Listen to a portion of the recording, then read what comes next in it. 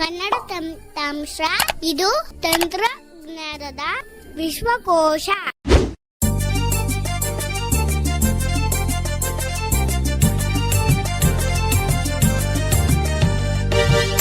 Hello friends, Kannada ತಂತ್ರಾಂಶ YouTube ಚಾನಲ್ನ ಮತ್ತೊಂದು ಹೊಸ ಟ್ಯೂಟೋರಿಯಲ್ಗೆ ನಿಮ್ಮೆಲ್ಲರನ್ನು ಆತ್ಮೀಯವಾಗಿ ಸ್ವಾಗತಿಸ್ತಾ ಇದ್ದೀನಿ. ನಾನು ನಿಮ್ಮ ಸ್ನೇಹಿತ ಘಟಕ್ ಸಿಂಗ್ ಮಾತಾಡ್ತಾ ಇರೋದು. ಸ್ನೇಹಿತರೆ, ಇವತ್ತಿನ ಟ್ಯೂಟೋರಿಯಲ್ ನಾನು ನಿಮಗೆಲ್ಲ ಮೆಟಾ AI ಇದ್ರ ಬಗ್ಗೆ ಸಂಪೂರ್ಣವಾದ ಮಾಹಿತಿಯನ್ನು ತಿಳಿಸ್ಕೊಡೋಂಥ ಪ್ರಯತ್ನ ಮಾಡ್ತಾ ಇದ್ದೀನಿ. ವಾಟ್ಸಪ್ಪಲ್ಲಿ ಸುಮಾರು ಜನಕ್ಕೆ ಈ ಫೀಚರ್ ರೋಲ್ಔಟ್ ಆಗಿರ್ಬೋದು. ನನಗೂ ಕೂಡ ರೀಸೆಂಟಾಗಿ ಈ ಫೀಚರ್ ಸಿಕ್ಕಿದೆ. ಸುಮಾರು ಜನರಿಗೆ ಇನ್ಸ್ಟಾಗ್ರಾಮ್ ಮತ್ತು ಫೇಸ್ಬುಕ್ಕಲ್ಲೂ ಕೂಡ ಈ ಒಂದು ಫೀಚರು ಸಿಗ್ತಾ ಇರ್ಬೋದು. ಮೆಟಾ AI ಅಂತಂದರೆ ಏನೂ ಇಲ್ಲ ಸ್ನೇಹಿತರೆ, ಇದು ಮೆಟಾ ಕಂಪನಿ ಅಂತಂದರೆ ಫೇಸ್ಬುಕ್, ವಾಟ್ಸಪ್ ಮತ್ತು ಇನ್ಸ್ಟಾಗ್ರಾಮ್ ಒಡೆತನದ ಕಂಪನಿ ಇದೆಯಲ್ಲ ಮೆಟಾ ಅಂತ, ಇದರ ಒಂದು ಆರ್ಟಿಫಿಷಿಯಲ್ ಇಂಟೆಲಿಜೆನ್ಸ್ ಅಂತ ಹೇಳ್ಬೋದು. ಸೊ ಈಗಾಗಲೇ ನೀವು ಬೇರೆ ಬೇರೆ ಆರ್ಟಿಫಿಷಿಯಲ್ ಇಂಟೆಲಿಜೆನ್ಸ್ ಬಗ್ಗೆ ತಿಳ್ಕೊಂಡಿರ್ತೀರ. ಅದರಲ್ಲೂ ಸ್ಪೆಷಲಿ ChatGPT ಅಥವಾ ಗೂಗಲ್ ಅವರ ಜೆಮಿನಿ, ಮೈಕ್ರೋಸಾಫ್ಟ್ ಅವರ ಕೋಪೈಲಟ್. ಸೊ ಇದೇ ರೀತಿ ಮೆಟಾ ಅವ್ರದ್ದು ಕೂಡ ಮೆಟಾ AI ಅಂತ ಒಂದು ಆರ್ಟಿಫಿಷಿಯಲ್ ಇಂಟೆಲಿಜೆನ್ಸ್ನ ಲಾಂಚ್ ಮಾಡಿದ್ದಾರೆ.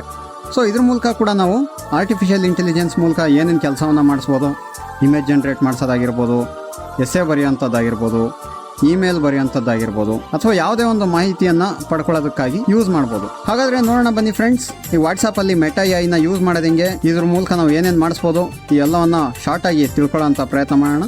ನಿಮಗೆ ಈ ಒಂದು ಮಾಹಿತಿ ಅರ್ಥ ಆಗಬೇಕು ಅಂತಂದರೆ ನೀವು ಈ ಟ್ಯೂಟೋರಿಯಲ್ನ ಪೂರ್ತಿಯಾಗಿ ಕೇಳಬೇಕಾಗುತ್ತೆ. ಯಾಕಪ್ಪ ಅಂತಂದರೆ ಪೂರ್ತಿಯಾಗಿ ಕೇಳಿದ್ರೆ ಮಾತ್ರ ಪೂರ್ತಿ ಮಾಹಿತಿ ಸಿಗುತ್ತೆ, ಅರ್ಧ ಕೇಳಿದ್ರೆ ಅರ್ಧ ಮಾಹಿತಿ ಸಿಗುತ್ತೆ.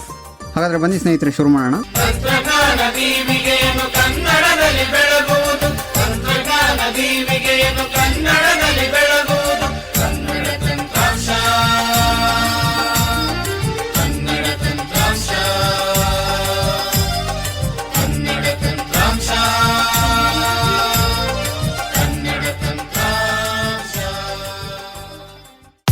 ಮೊದಲಿಗೆ ಈಗ ನಾನು ವಾಟ್ಸಪ್ಪನ್ನು ಓಪನ್ ಮಾಡ್ತಾ ಇದ್ದೀನಿ. ಇಲ್ಲಿ ನಮಗೆ ಮೆಟಾ AI ಫೀಚರ್ ಎಲ್ಲಿ ಸಿಗುತ್ತಪ್ಪ ಅಂತಂದರೆ, ಈ ನ್ಯೂ ಚಾಟ್ ಅಂತ ಇದೆಯಲ್ಲ, ನ್ಯೂ ಚಾಟ್ ಪಕ್ಕ ಸಿಗುತ್ತೆ. ಸೊ ನಿಮ್ಗೆ ಈಸಿಯಾಗಿ ಸಿಗಬೇಕು ಅಂತಂದರೆ ಫಸ್ಟ್ ಒಂದ್ಸಲ ಕೆಳಗಡೆ ಟಚ್ ಮಾಡಿ, ರೈಟ್ ಸೈಡ್ ಕೆಳಗಡೆ ನೋಡಿ ಸ್ನೇಹಿತರೆ, ಇಲ್ಲಿ ನ್ಯೂ ಚಾಟ್ ಅಂತ ಇದೆ. ಇಲ್ಲಿಂದ ಒಂದ್ಸಲ ಲೆಫ್ಟಿಗೆ ಸ್ವೈಪ್ ಮಾಡಿದ್ರೆ ಮೆಸೇಜ್ ಯುವರ್ ಅಸಿಸ್ಟೆಂಟ್ ಅಂತ ಹೇಳುತ್ತೆ. ಸೊ ಇದ್ರ ಮೇಲೆ ಕ್ಲಿಕ್ ಮಾಡೋಣ. ಕ್ಲಿಕ್ ಮಾಡಿದ ತಕ್ಷಣ ನಮಗೆ ಕೀಬೋರ್ಡ್ ಓಪನ್ ಆಗುತ್ತೆ. ಇಲ್ಲಿ ನಾವು ಓನ್ಲಿ ಟೆಕ್ಸ್ಟ್ ಮೆಸೇಜ್ ಮಾತ್ರ ಕಳಿಸ್ಬೋದು, ವಾಯ್ಸ್ ಮೆಸೇಜ್ ಕಳ್ಸೋಕ್ಕಾಗಲ್ಲ, ವಾಯ್ಸ್ ಮೆಸೇಜ್ ಫೀಚರ್ ಇಲ್ಲ ಇಲ್ಲಿ. ಸೊ ಈಗ ನಾವು ಇಲ್ಲಿ ಏನಾದರೂ ಇದಕ್ಕೆ ನಾವು ಪ್ರಶ್ನೆ ಕೇಳ್ಬೋದು, ಅಥವಾ ಪ್ರಾಂಪ್ಟ್ಸ್ ಕೊಟ್ಟು ಇಮೇಜ್ ಜನರೇಟ್ ಮಾಡಿಸ್ಬೋದು, ಆನಿಮೇಷನ್ ಕ್ರಿಯೇಟ್ ಮಾಡಿಸ್ಬೋದು, ಅಥವಾ ಬೇರೆ ಆರ್ಟಿಫಿಷಿಯಲ್ ಇಂಟೆಲಿಜೆನ್ಸ್ ಅಲ್ಲಿ ಏನೇನು ಕೆಲಸ ಮಾಡಿಸ್ಬೋದು. ಈಗಾಗಲೇ ನೀವು ChatGPT ಟ್ಯೂಟೋರಿಯಲ್ಸ್ನ ನಮ್ಮ ಚಾನಲಲ್ಲಿ ನೋಡಿರ್ತೀರಾ. ಯಾರ್ಯಾರು ನೋಡಿಲ್ವೋ ನೀವು ನಮ್ಮ ಚಾನಲಲ್ಲಿ ಪ್ಲೇಲಿಸ್ಟ್ ಸೆಕ್ಷನ್ಗೆ ಹೋಗಿ, ಪ್ಲೇಲಿಸ್ಟಲ್ಲಿ ಆರ್ಟಿಫಿಷಿಯಲ್ ಇಂಟೆಲಿಜೆನ್ಸ್ ಅಂತಾನೆ ಒಂದು ಪ್ಲೇಲಿಸ್ಟ್ ಇದೆ. ಅದರಲ್ಲಿ ಹೋದ್ರೆ ನಿಮಗೆ ಆರ್ಟಿಫಿಷಿಯಲ್ ಇಂಟೆಲಿಜೆನ್ಸ್ ಬಗ್ಗೆ ನಮ್ಮ ಚಾನಲಲ್ಲಿ ಮಾಡಿರೋಂಥ ಟ್ಯೂಟೋರಿಯಲ್ಸ್ ಎಲ್ಲ ಸಿಗುತ್ತೆ, ಅದನ್ನ ರೆಫರ್ ಮಾಡ್ಬೋದು. ಈಗ ಮೊದಲಿಗೆ ನಾವು ಇಲ್ಲಿ ಏನು ಮಾಡೋಣಪ್ಪ ಅಂತಂದರೆ, ಒಂದು ಇಮೇಜನ್ನು ಜನ್ರೇಟ್ ಮಾಡಿಸೋಣ. ಸೊ ನಾನು ಟೆಕ್ ಫ್ರೀಡಮಲ್ಲಿ ಇಮೇಜ್ ಜನ್ರೇಟರ್ ಬಗ್ಗೆ ನಿಮ್ಗೆ ಹೇಳಿದ್ದೆ. ಅದರಲ್ಲಿ ನಾನು ಇಮೇಜ್ ಯಾವ ರೀತಿ ಜನ್ರೇಟ್ ಮಾಡೋದು ಪ್ರಾಂಪ್ಟ್ಸನ್ನು ಕೊಟ್ಟು ಅಂತ ತೋರಿಸಿದ್ದೆ. ಅದೇ ರೀತಿ ನಾವು ಇಲ್ಲೂ ಕೂಡ ಇಮೇಜನ್ನು ಜನ್ರೇಟ್ ಮಾಡ್ಬೋದು. ಅದು ಹೇಗೆ ಅಂತ ನೋಡೋಣ. ಫಸ್ಟ್ ಟೈಮು ನೀವೇನಾದರೂ ಈ ಅಸಿಸ್ಟೆಂಟ್ನ ಓಪನ್ ಮಾಡ್ತಾ ಇದ್ರೆ ನಿಮಗೆ ಕಂಟಿನ್ಯೂ ಕೇಳುತ್ತೆ, ಕಂಟಿನ್ಯೂ ಕೊಡಿ. ಆಮೇಲಿಂದ ನೀವು ಈ ಪ್ರಾಂಪ್ಟ್ಸ್ ಎಲ್ಲ ಕೊಡ್ಬೋದು. ಈಗ ಒಂದು ಇಮೇಜನ್ನು ಜನ್ರೇಟ್ ಮಾಡಿಸೋಣ. ಓಕೆ ಸ್ನೇಹಿತರೆ, ನಾನು ಒಂದು ಪ್ರಾಂಪ್ಟನ್ನು ಕೊಟ್ಟಿದ್ದೀನಿ ನೋಡಿ. ಇಲ್ಲಿ ಒಂದು ಆಡಿಟೋರಿಯಂ ಅಲ್ಲಿ ಸ್ಟೇಜ್ ಮೇಲೆ ಗ್ರೂಪ್ ಆಫ್ ಪೀಪಲ್ ಡ್ಯಾನ್ಸ್ ಮಾಡ್ತಾ ಇರೋ ತರ, ಹಾಗೆ ಸಾವಿರಾರು ಜನ ಅದನ್ನ ನೋಡ್ತಾ ಇರೋ ತರ ಒಂದು ಇಮೇಜ್ ಬೇಕು ಅಂತ ಕೇಳಿನಿ. ಈಗ ಸೆಂಡ್ ಮಾಡ್ತೀನಿ, ನೋಡೋಣ.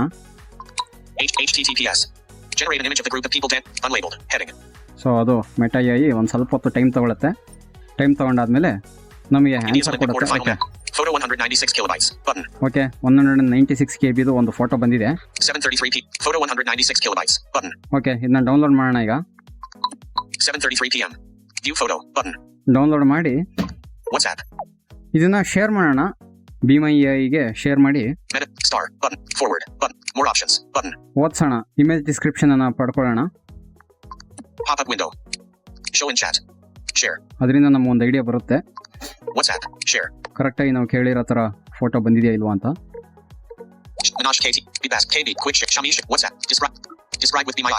ಓಕೆ, ಡಿಸ್ಕ್ರೈಬ್ ವಿತ್ BeMyAIs ಇದಕ್ಕೆ ಕ್ಲಿಕ್ ಮಾಡ್ತಾ ಇದ್ದೀನಿ. ನೋಡೋಣ BeMyAIs ಯಾವ ರೀತಿ ಡಿಸ್ಕ್ರಿಪ್ಷನ್ ಕೊಡುತ್ತೆ ಇದಕ್ಕೆ ಅಂತ. ಪ್ರೋಸೆಸ್ ಆಗ್ತಾ ಇದೆ photo. In progress. Analyzing picture. Please wait. Progress bar.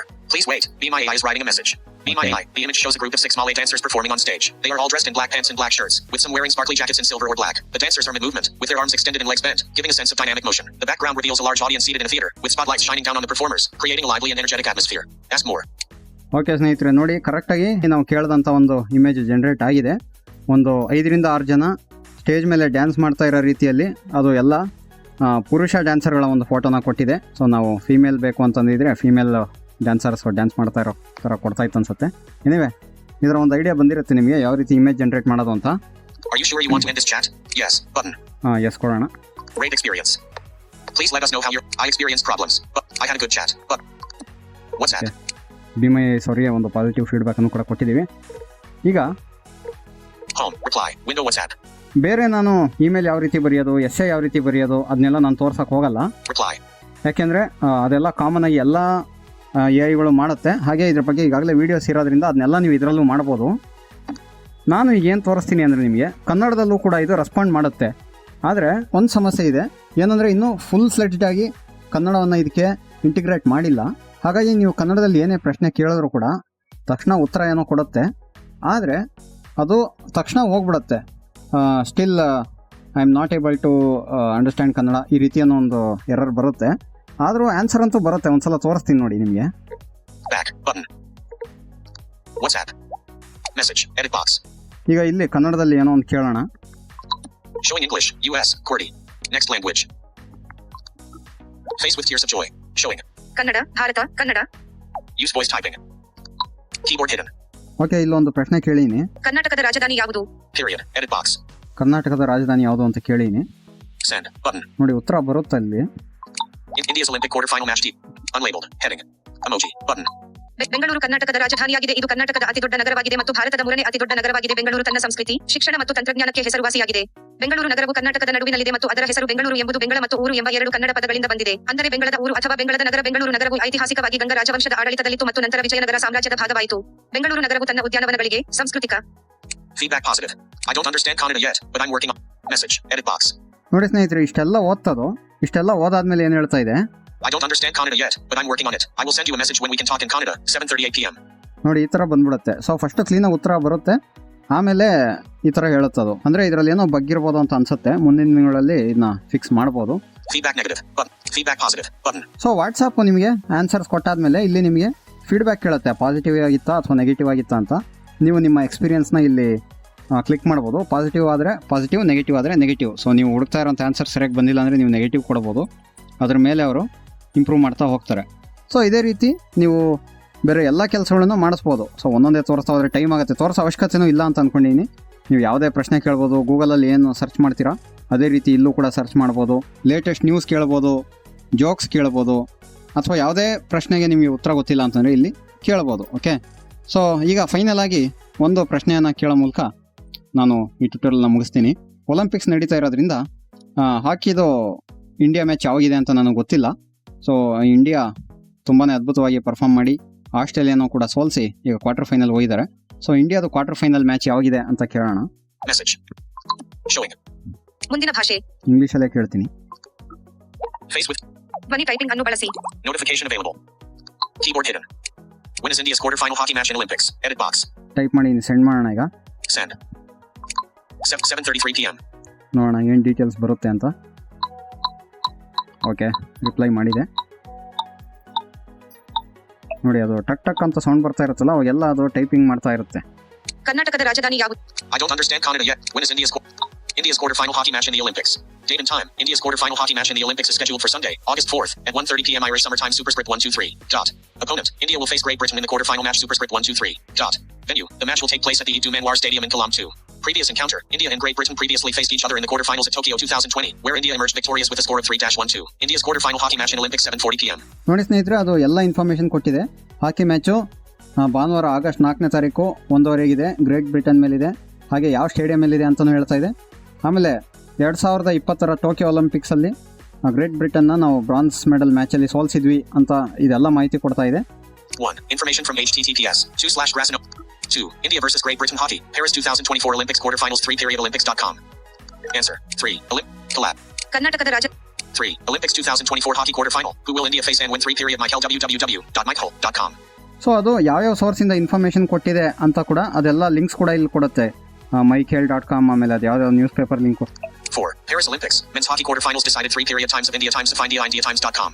ನೋಡಿ, ಇದು ಟೈಮ್ಸ್ ಆಫ್ ಇಂಡಿಯಾ ಲಿಂಕು. ಇಲ್ಲಿ ಹೋಗಿ ನೀವು ಆರ್ಟಿಕಲ್ ಬೇಕಾದ್ರೆ ಓದ್ಕೊಬೋದು. Feedback positive button. ಸೊ ಈ ರೀತಿ ನಿಮಗೆ ಮಾಹಿತಿಯನ್ನು ಕೊಡುತ್ತೆ. ಸೊ ಹಾಗೆ ಯಾವ ಚಾನಲಲ್ಲಿ ಈ ಒಂದು ಮ್ಯಾಚ್ ಬ್ರಾಡ್ಕಾಸ್ಟ್ ಆಗುತ್ತೆ ಎಲ್ಲ ಮಾಹಿತಿನೂ ಕೂಡ ಕೊಡುತ್ತೆ. Feedback negative button. So feedback positive ಅಥವಾ ನೆಗೆಟಿವ್. Feedback positive button. ಈಗ ಪಾಸಿಟಿವ್ ಕೊಡೋಣ. Feedback Olympics 2024. 4. Paris Olympics. Men's back button. So ಸ್ನೇಹಿತರೆ, ನೀವು ಕೂಡ ಇದೇ ರೀತಿ ಮೆಟಾ ಎಐನ ಯೂಸ್ ಮಾಡ್ಬೋದು ವಾಟ್ಸಪ್ಪಲ್ಲಿ. ವಾಟ್ಸಪ್ ಅಂತೂ ಎಲ್ಲರೂ ಯೂಸ್ ಮಾಡ್ತಾ ಇರ್ತೀವಿ ಜಾಸ್ತಿ. ಇನ್ಮೇಲೆ ನಿಮ್ಗೆ ಏನೇ ಮಾಹಿತಿ ಬೇಕಾದರೂ ಕೂಡ ಗೂಗಲ್ಗೂ ಅಥವಾ ಇನ್ನೆಲ್ಲೋ ಹೋಗೋ ಅವಶ್ಯಕತೆ ಇಲ್ಲ, ಡೈರೆಕ್ಟು ವಾಟ್ಸಪ್ಪಲ್ಲೇ ಕೇಳ್ಬೋದು. ಸೊ ಈ ಮಾಹಿತಿ ನಿಮಗೆ ಅರ್ಥ ಆಗಿದೆ ಅಂತ ಅಂದ್ಕೊಂಡಿದ್ದೀನಿ. ನೀವು ಕೂಡ ಟ್ರೈ ಮಾಡಿ ಮೆಟಾ ಎಐನ. ಹಾಗೆ ಈ ವಿಡಿಯೋನ ಯಾರು ಲೈಕ್ ಮಾಡಿಲ್ಲ, ನಿಮಗೆ ಈ ಮಾಹಿತಿ ಇಷ್ಟ ಆಗಿದ್ರೆ ಲೈಕ್ ಮಾಡಿ, ನಿಮ್ಮ ಸ್ನೇಹಿತರೊಂದಿಗೆ ಶೇರ್ ಮಾಡಿ. ಈ ಚಾನಲ್ನ ಸಬ್ಸ್ಕ್ರೈಬ್ ಮಾಡ್ಕೊಂಡಿಲ್ಲ ಅವರು ಸಬ್ಸ್ಕ್ರೈಬ್ ಮಾಡ್ಕೊಳ್ಳಿ. ನಿಮ್ಮ ಅನಿಸಿಕೆಗಳೇನಾದರೂ ಇದ್ದರೆ ಕೆಳಗಡೆ ಕಾಮೆಂಟಲ್ಲಿ ಹಾಕಿ ಅಂತ ಹೇಳ್ತಾ ಇಂದಿನ ಈ ಟ್ಯುಟೋರಿಯಲ್ನ ಇಲ್ಲಿಗೆ ಮುಗಿಸ್ತಾ ಇದ್ದೀನಿ. ಮತ್ತೊಮ್ಮೆ ಯಾವುದಾದ್ರೂ ಒಂದು ಹೊಸ ಮಾಹಿತಿಯೊಂದಿಗೆ ನಿಮ್ಮನ್ನ ಭೇಟಿ ಆಗ್ತೀನಿ. ಅಲ್ಲಿವರೆಗೂ ಜೈ ಹಿಂದ್, ವಂದೇ ಮಾತರಂ, ಜೈ ಕರ್ನಾಟಕ ಮಾತೆ.